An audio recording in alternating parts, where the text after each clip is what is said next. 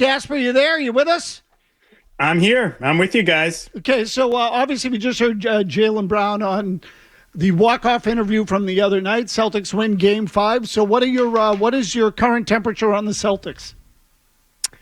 My current temperature on the Celtics would be, I was at Game 5. I expected them to play well in that game. I expected them to be able to win that game, but not in the commanding fashion that they did win the game in. And you look at the series, it's amazing. I mean, they're plus 35 overall in the series, yet they were facing a 3-1 deficit. So both with Tatum and without Tatum, they've controlled the run of play in the series, but it's been problematic, obviously, blowing these double-digit leads and being sort of overly reliant on the three. And my one concern would be, as well as they played in all phases in Game 5, and I think it really started on the defensive end, when you look at the numbers, they shot 45% from three. So their two wins in this series are 50% from three and 45% from three. Can they win a game where they're more like they were in Game 4, which was about 37.5%, which is pretty normal? I mean, that's, actually like a good shooting percentage over an 82-game season for a team, especially a team that takes the volume of threes that they take.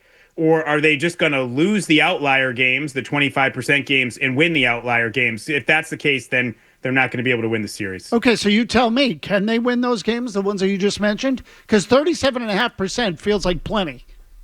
It does, and they should be able to win those games. It's just a question, I think, of managing the game better, defensively managing the game better. I liked what, you played Jaylen Brown off the top there. We can talk about what he did offensively, and I thought it was very efficient. It was excellent. Career-high 12 assists. He almost had a triple-double, 26, 12, and 8 boards. But really, I thought it was his defense that set the tone. He decided to take on the challenge of guarding Brunson, and I think he gave Brunson some issues with his length and his quickness. Derek White is a great defender. He's a fantastic defender, but Brunson torched him in Game 4. So that switch, to me, was as important as anything that they did. Then obviously what they got from Kornet, they were able to limit the Knicks in Game 5 to 26 points in the paint, and they actually outscored them in the paint. Whereas in Game 4, they got doubled up. The Knicks had 64 points in the paint in Game 4 to the Celtics 32. That can't happen. So I think it really starts with guarding your yard, not letting the Knicks get those points in the paint, not letting them get to the foul line. I think it starts on that end.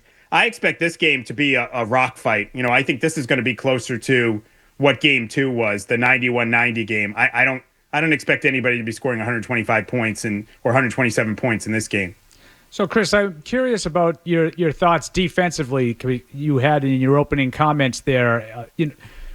Is this one of those deals where the Knicks because they were wretched from the field, especially inside the three-point line the other night. Is that because of what you're talking about, the ball pressure that Jaylen Brown's putting on, or were they knocking the Knicks out of their comfort zone offensively, or did the Knicks just have a terrible shooting night? Yeah, I think it's a combination of all of them. I mean, look, the Knicks were shooting, decently in the first half.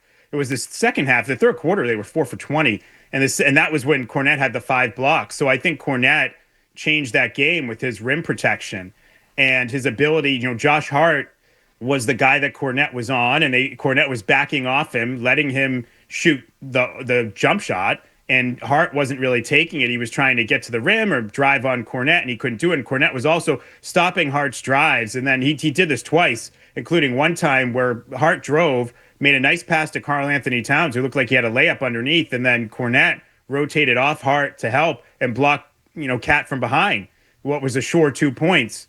So the Celtics' defensive intensity and I think execution certainly was better, particularly in the second half of that game. And then, the Knicks did miss shots that they have made during the series and during the season. And a big thing for me, I think, is OG Anunoby. OG Anunoby to me is kind of like a little bit of a weather vane for the Knicks and how they're going. He also has a history of being a Celtics killer going back to the bubble when he hit that game-winning 3 at the buzzer for Toronto.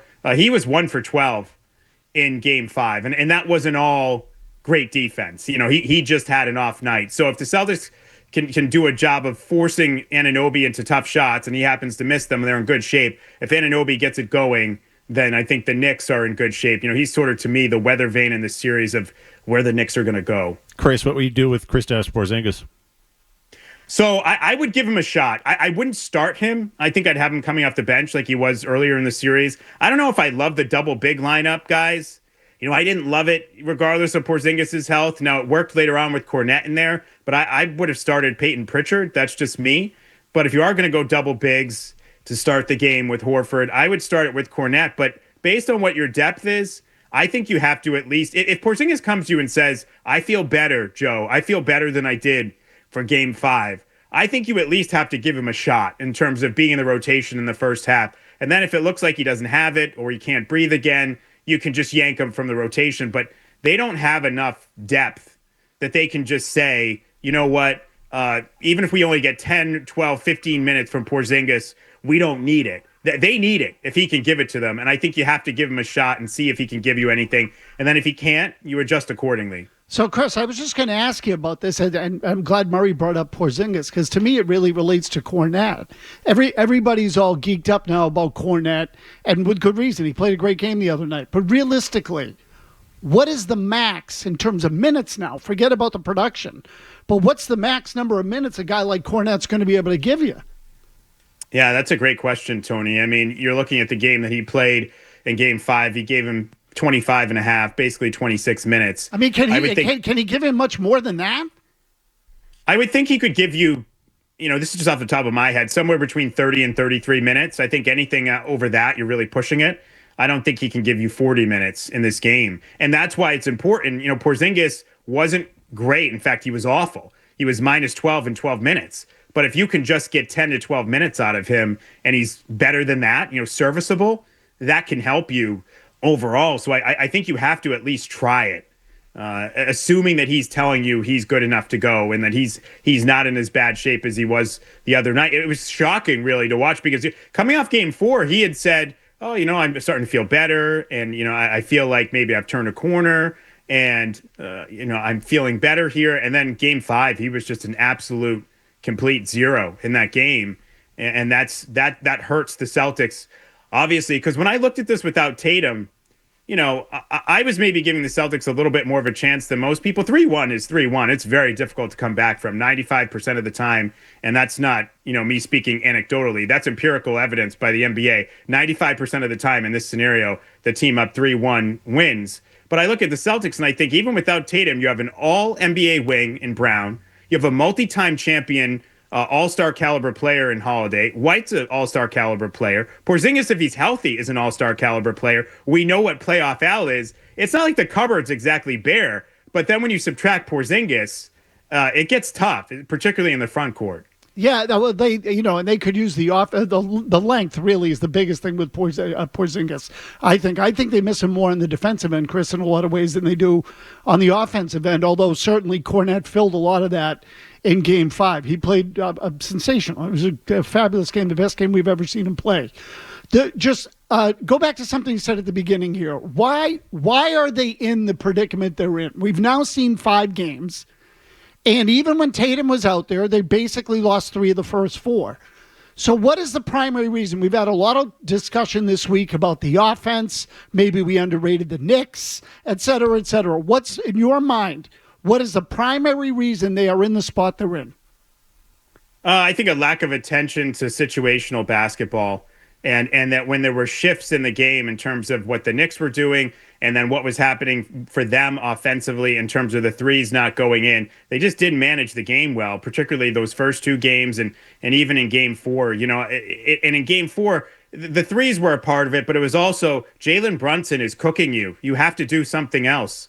Change the dynamic there. And they didn't do it. So I would say it has to do with Joe not managing these games as well as he should, particularly when they get a lead. I think there's still an element when you look at it from a mentality standpoint, and this is where maybe in a weird way the Tatum injury helps you, because it puts them on high alert, puts their back against the wall, makes them the underdog.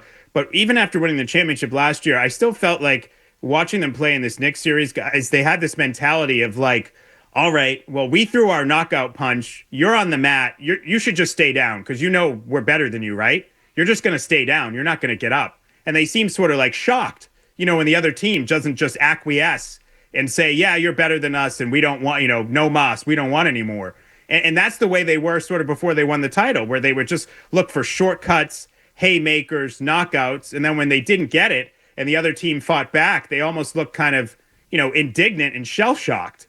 And we've seen a lot of that in this series. I mean, I think, I don't care what they say, I think they underestimated the Knicks. So, Chris, I think I agree. they have continued to do so throughout the series. Yeah, Chris, you use a boxing analogy, which to me is an interesting way to look at it. Because what's the best way to beat a knockout fighter?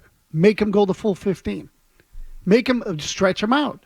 Get Mike Tyson into the late rounds. Get George Foreman into the late rounds, the rope-a-dope. Like, this is what it is. Get him into the late rounds, and all of a sudden they're sitting there going, I'm not used to being in this territory. What the hell is this? And the next thing you know, you beat him. So it's a good way to look at it, because I think that's exactly what's happened in this series.